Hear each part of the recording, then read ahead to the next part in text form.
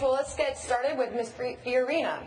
Today, the middle class represents about 50% of the U.S. population, down from about 61% back in 1971. That's according to Pew Research. The same research reveals a widening income gap in America, the rich getting richer and the poor getting poorer. What will you do to strengthen middle class that is no longer the majority?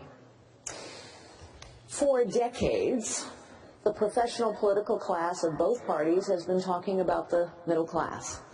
For decades, Republicans in particular have been talking about reducing the size and scope of government, spending less money, reducing the complexity.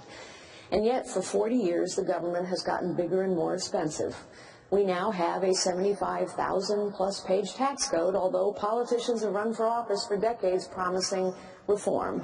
And all the while, middle-class incomes have stagnated. You see, when government gets bigger and bigger, more powerful, the rich get richer, the poor get poorer, and the middle class gets squeezed.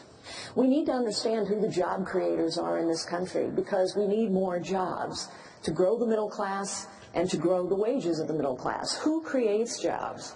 Small businesses, new businesses, family-owned businesses.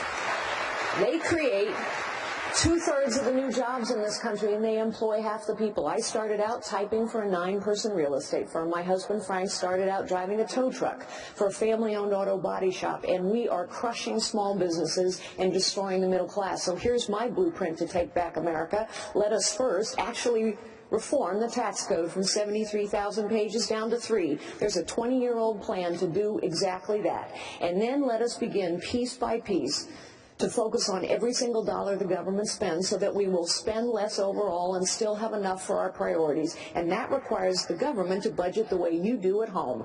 Examine every dollar, cut any dollar, move any dollar.